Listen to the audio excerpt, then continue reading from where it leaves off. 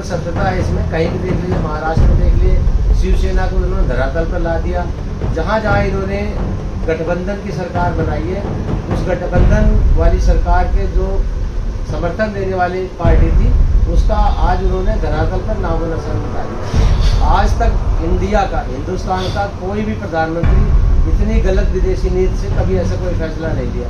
आज मोदी जी के गलत विदेशी नीति की वजह से हमारे सामने एक अदना सा देश पाकिस्तान वो जाके मध्यस्थता कर रहा है और उनकी पैरवी करवा रहा है। नमस्कार, KCN न्यूज़ में आपका स्वागत है। आज हम कांग्रेस के जिला अध्यक्ष ML भास्कर से क्षेत्रीय मुद्दों पर सीधी बात करेंगे। भास्कर जी, KCN न्यूज़ में आपको बहुत बहुत स्वागत है सर। सबसे पहले हमारे दर्शकों को बताया सर, आप जिला अपने ST/SC विभाग से किस तरह संपर्क कर रहे हैं और कितना सहयोग मिल रहा है? वो अपार समर्थन और सहयोग है, उनके ही बदौलत में आज रोहिणी जिला कांग्रेस कमेटी SC/ST सेल का जिला अध्यक्ष बनाई और भरपूर सहयोग है मेरे साथ सभी साथियों को जागरूक निवासी। पूरा समर्थन मिलता है, क्या संदेश रहता है, क्या मैसेज रहता है आप लोगों के लिए? क्या संगठन जो बिगड़ गया था वो क्या एकजुट हो रहा है सर? जब से देवेंद्र यादव जी दिल्ली प्रदेश कांग्रेस कमेटी के अध्यक्ष बने हैं, तब से दिल्ली में कांग्रेस खड़ी हो गई है और हम भारतीय जनता पार्टी और आम आदमी पार्टी से ताबड़तोड़ संघर्ष करेंगे और उनको परास्त करेंगे। मैं देख रहा हूँ संगठन सृजन अभियान चलाया जा रहा है जिला अध्यक्ष के द्वारा। मैं काफ़ी सारे जिला अध्यक्षों से मिला भी सर। मैंने कहा सर किस चीज़ का है, किस चीज़ का प्रोग्राम है, तो जो बड़े बड़े संगठन के लोग बाहर से आए हुए थे उन्होंने कहा कि जिला अध्यक्ष जो काम नहीं कर रहा उसमें फेरबदल होगा, कार्यकर्ताओं से पूछ करके। आप कुछ कहेंगे इसमें? नहीं, ऐसा नहीं है। पहले हमारी कांग्रेस पार्टी में जिला अध्यक्ष ऊपर से बनाए जाते थे। कोई राष्ट्रीय महासचिव का बंदा होता था, कोई प्रदेश कांग्रेस कमेटी का अध्यक्ष का बंदा होता था, कोई अदर स्टेट के अध्यक्ष का बंदा होता था। परंतु राहुल गांधी जी के कुशल नेतृत्व ने यह साबित कर दिया है कि अब थोपा नहीं जाएगा। जो कांग्रेस कार्यकर्ता डिसाइड करेंगे, जो कार्यकर्ताओं का मान सम्मान करते होंगे, वो जिलाध्यक्ष होंगे, ताकि जिलाध्यक्ष और नीचे कार्यकर्ता का समन्वय बना रहे और कांग्रेस पार्टी खड़ी रहे, भारतीय जनता पार्टी से लड़ने में सक्षम रहे। तो जिस तरह आप कह रहे हैं संगठन सृजन अभियान आपके क्षेत्र में भी हुआ, तो क्या मैसेज रहा जनता के लिए? जनता का यही मैसेज है, आप हमारे कांग्रेस पार्टी से जुड़े और अपने मनपसंद जिला अध्यक्ष बनाए। आप हमारे साथ कंधे से कंधा मिला के चले, हम आपकी समस्याओं को उठाते रहेंगे और आपके लिए निरंतर संघर्ष करते रहेंगे। वही सर, दूसरी ओर रुख कर लेते हैं LPG की जो समस्या बनी हुई है पूरे भारत के अंदर, दिल्ली भी उसके समेत है। क्या लगता है कि समस्याओं को लेकर लोग आए आपके पास? बिल्कुल आए। यहाँ हालात बहुत ख़राब है। जहांगीरपुरी में लोग सिलेंडरों के लिए मारामारी मची हुई है। लोग 3-3, 4-4 घंटे लाइनों में लग के सिलेंडर ले रहे हैं। 3-3, साढ़े 3-3, 4-4 हज़ार रुपये एक सिलेंडर ब्लैक हो रहे हैं, जिसपे केंद्र सरकार को पता होते हुए भी उस पर कोई उचित कार्रवाई नहीं करते। गैस एजेंसियों की मनमानी चल रही है। गैस एजेंसी वाले समय पर सिलेंडर की सप्लाई ना करने की वजह से जनता में हाहाकार मचा हुआ है। तो जिस तरह LPG की समस्या है सर, तो कांग्रेस का आने वाले में कोई एक्शन प्लान हुआ बीजेपी के लिए? आने वाले क्या, मैं अभी से हमारी पार्टी निरंतर उसके लिए संघर्ष कर रही है। हम लोग आवाज़ उठा रहे हैं। भारतीय जनता पार्टी के खिलाफ प्रदर्शन भी किया हम लोगों ने। हम किसी भी प्रकार की जन समस्या उत्पन्न होगी दिल्ली में, तो कांग्रेस पार्टी एक कार्यकर्ता उसके लिए संघर्ष करेगा। वही सर, लेबर मजदूर जो काम करते थे फैक्ट्री में, दुकानों के अंदर, वो कहीं ना कहीं पलायन होते जा रहे हैं अपने गाँव की ओर। ये बहुत बड़ी समस्या है सर, इसको लेकर क्या कहेंगे? गैस की कालाबाजारी और ब्लैक में जो सिलेंडर बेचे जा रहे हैं, आज वो जो छोटे छोटे मजदूर खुले सिलेंडर भरवाते थे छोटे छोटे, उनको 350 से 450 रुपये पर केजी के हिसाब से गैस लेना पड़ रहा है। ऐसे हालात में वो 10,000, 15,000 की नौकरी करने वाला 5-5, 6-6 हज़ार का सिलेंडर खरीद के अपना जीवन यापन नहीं कर पाएगा। तो मजबूरी है उनका पलायन करना। सर, वही भीमराव अम्बेडकर जी की जयंती मनाई गई पूरे हिंदुस्तान में, आप लोग ने किस तरह मनाया? हमने भीमराव अम्बेडकर की जयंती धूमधाम से मनाई। इसलिए रोहिणी जिला कांग्रेस कार्यालय SC/ST सेल में हमने बाबा साहब का माल्यार्पण किया, उसको पुष्पांजलि अर्पित किए। सभी कार्यकर्ता हम लोग, पूरी टीम हमारे साथ थी।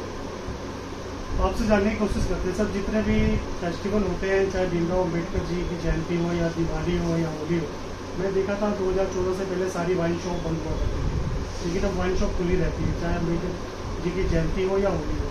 किस तरह की राजनीति हो रही है हिंदुस्तान में? आज जो केंद्र सरकार, भारतीय जनता पार्टी की केंद्र में सरकार बैठी है, वो सत्ता नहीं चला रही है, वो लोगों के सुखों के लिए नहीं काम कर रही है, वो अपने बिजनेस तौर पे काम कर रही है।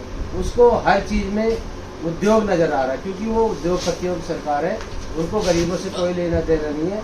वो उद्योग जगत से आए हैं और उद्योग ही कर रहे हैं। आप देखिए भारतीय जनता पार्टी का खजाना 2014 से पहले कितना कम हुआ करता था। आज भारतीय जनता पार्टी के खाते में मेरे ख्याल से वर्ल्ड में सबसे ज्यादा बड़ी संख्या में उनके पास रुपए हैं। उनके अकाउंट को खंगालिए, सबसे ज्यादा आज के टाइम पे, चाहे ईडी के जरिए, चाहे उद्योगपतियों को दबा के, चाहे गोमांस व्यापारियों से सबसे वसूली कर करके सबसे बड़ी पोस्ट की पार्टी हो चुकी है।